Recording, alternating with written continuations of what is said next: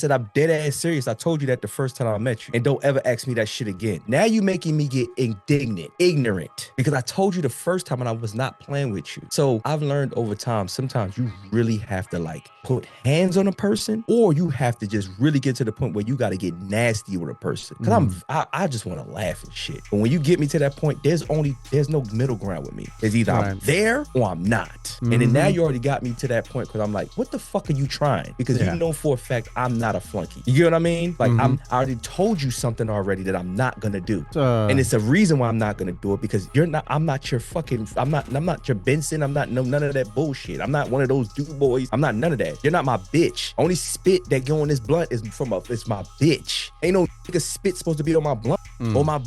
You got your own.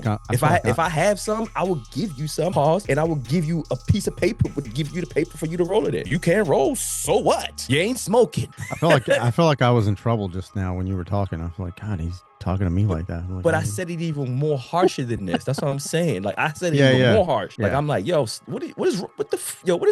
wrong with you?